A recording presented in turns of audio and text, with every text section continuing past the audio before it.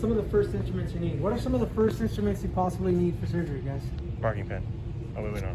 Okay, marking pen. We kind of went over that marking pen. General anesthetic. Some sort of retractor, okay? Especially with eyes. Remember, if there is already blah blah blah there, you need blah blah blah instrument. So what kind of retractor are you talking about? Okay, so this Mars, okay, this is not quite a retractor type. It's more of a viewing. It helps with viewing. Okay, but this is specifically generated for one type of surgery. Anybody know what that is? Chalazion, right? Chalazion. Okay. You guys ever heard of sty in the eye? Okay, not a chalazion. Okay. It's similar. There's a difference between the two. Again, a sty in the eye is usually junk that's built up and stuck. Chalazion is usually a duct that has been blocked. And you need surgery to remove that blocked duct. Okay. Still, it's the same procedure. You just need to know what's the difference between the two. Same procedure, same technique to get that thing out. Okay. Now, this guy is used to apply on your lid. Okay. When you guys were kids, did anybody turn your lids inside out? Scare your brother or sister? Or were you the ones getting scared? Okay. So this does it for you. We'll grab your lid, lock it into place, and then what this does is it inverts your lid. Oh. So now the doctor can go ahead and work on that spot, okay? Because we can't work from inside the lid, right? We have to flip it. So this flips the lid, okay? Doctor, you about to flip your lid? Yep. So that is not quite a Desmars. A Desmars is a little wider and oval shaped, but it's still a Chalazion type clamp to allow you to invert that lid, okay? So this is a Chalazion type. Now going to that retractors, do we use retractors in the eye? Yes and no, okay? But when there's already an opening, what instrument do we use?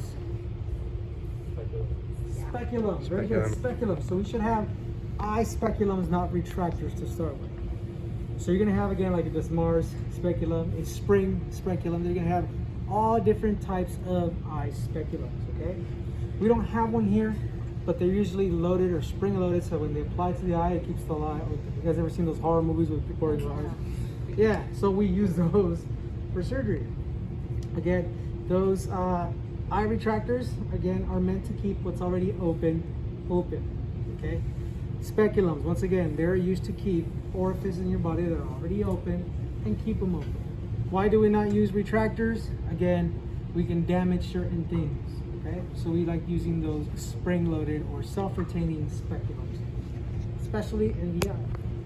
Now, if you do need to retract because you are doing a Chalazion or you're repairing a part of the lid, a blepharoplasty, or you're going around just exploring the duct and you just need to get that little small area of the lid retracted, then we have simple retractors like your Joseph skin hooks. We have a single and then we have a double prong somewhere.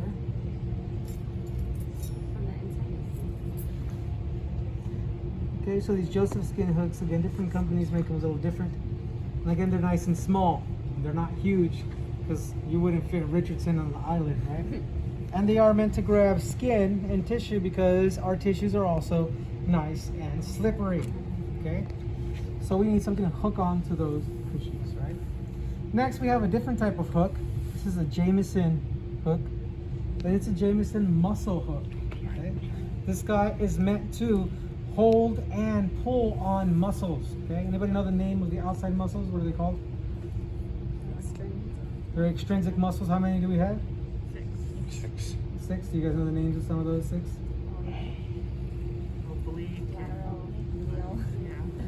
Oblique, superior, inferior, lateral, medial. Okay?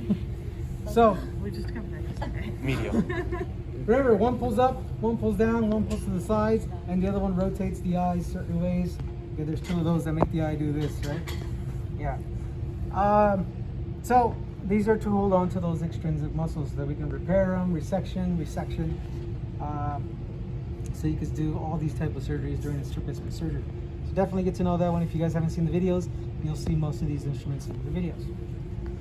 Going with the retraction, again, sometimes you need to take out that little lazy and you're going to have these guys. Anybody know what these are possibly?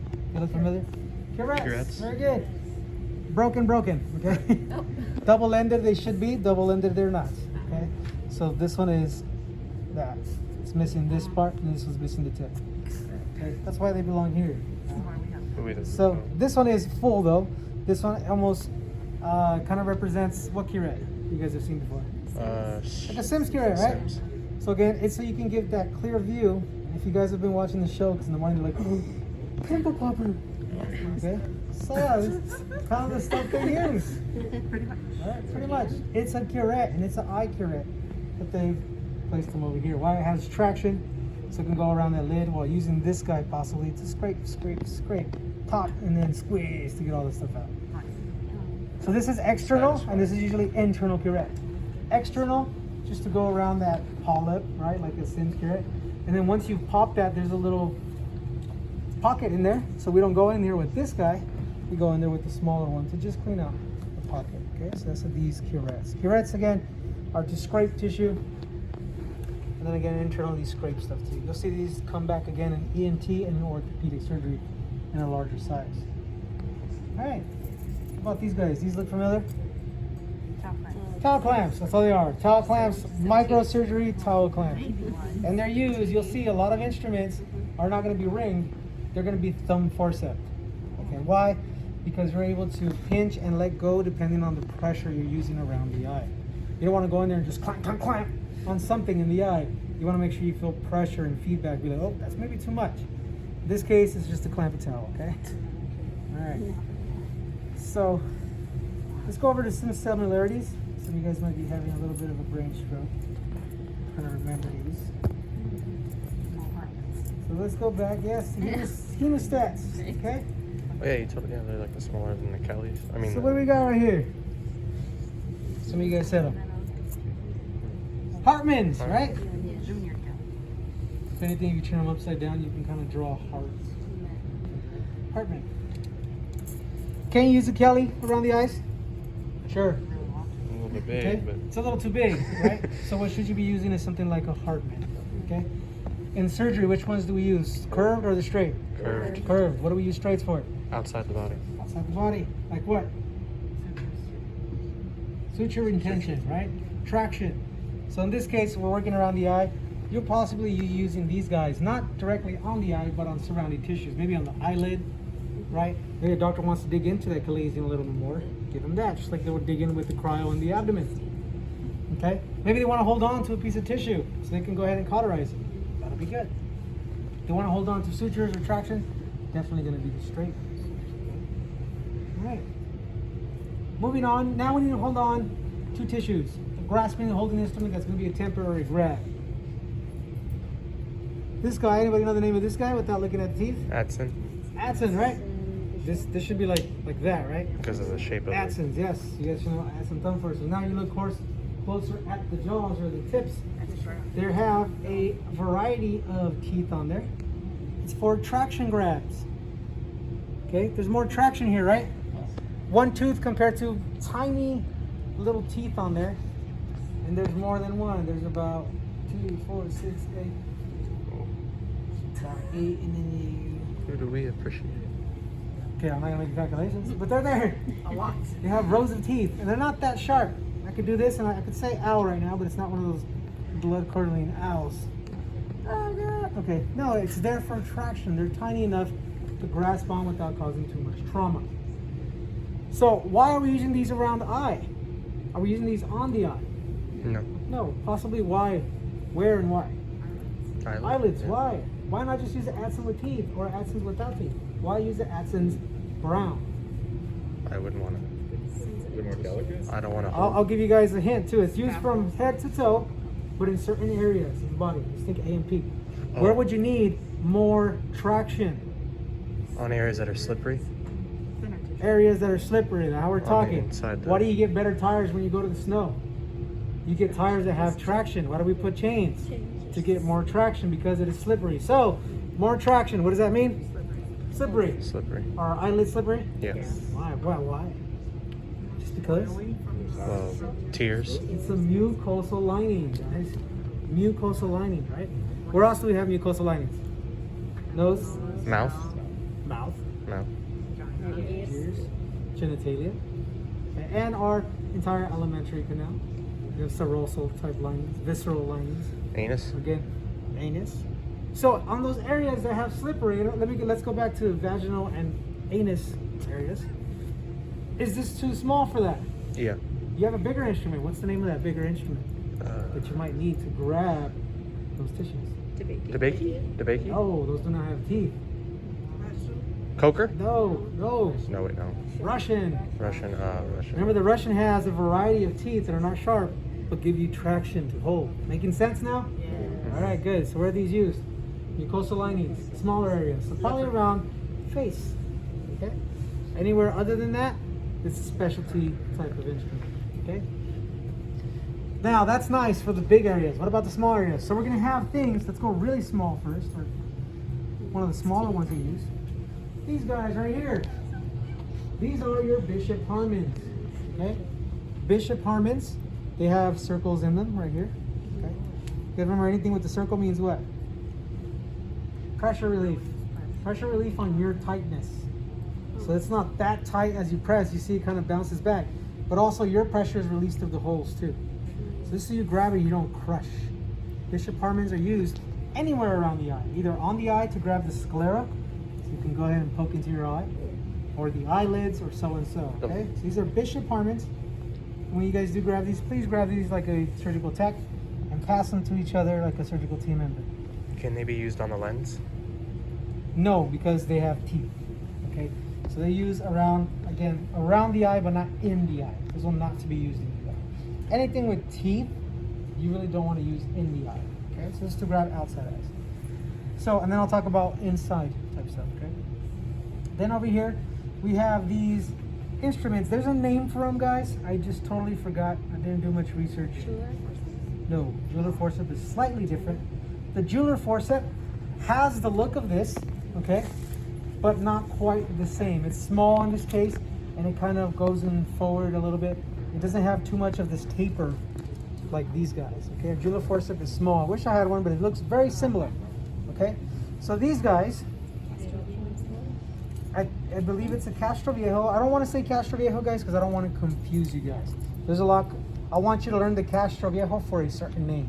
Okay, so these guys, what everybody knows these guys for, are going to be 0.5s or 0.12s. Right? Your surgeon will ask for a 0.12 or a 0.5, meaning the jaw and the teeth is either a 0.5. I don't know if it's millimeter or centimeter. It's one of the two. It means it's the Millimeter. 0.5 tooth, and then there's a 0.12, which means it's even smaller. If the number behind the point gets smaller, it's bigger, right? If the number gets bigger, it's smaller, right? Yeah. Okay. So if this were to be a 0.25, it'd be really, really microscopic. If it's a 0.1, it's getting bigger. If it's a 0.9, it's almost a full size. Okay. So in this case, which one's smaller, the 0.12 or the 0.5? 0.12. 0.12 is smaller. So these are your 0.12s right here. Okay. This one is also a 0.12 because of the tips. Okay. These are 0.5s again because of the tips. When you guys pick these up, pick up the two and you'll see the difference between them. Okay. This really all depends on where your doctor is at, how big the patient is, how big the tissue is whether you want to grab the 0.5s or the 0.12s. Okay. So those, you'll definitely hear those being called out when your surgeon is about to do something to like the cornea. Okay. When he's about to inject something into the eye, he wants a good grip, he'll probably use these guys. If he's just messing around and grabbing things, then the Bishop Harmons. Okay. All right, so these are more accurate. You can tell they're accurate because the points have an accurate number to them. Okay. Not the suturing tissue forceps. No. Suture tissue, they're like.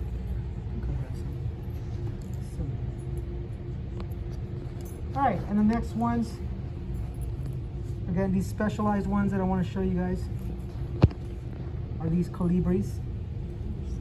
Okay, these two look the same, right?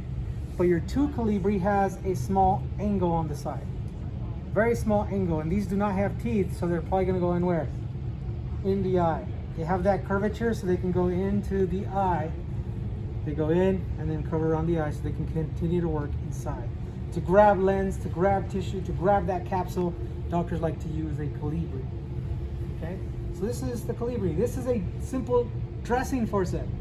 Dressing forceps usually have no what? Teeth, like your plain tissue with teeth, right? Don't fall asleep over there out there. I'll make you come up here and teach this.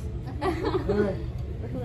So again, when they don't have teeth, more than likely they use to manipulate other than tissue, right?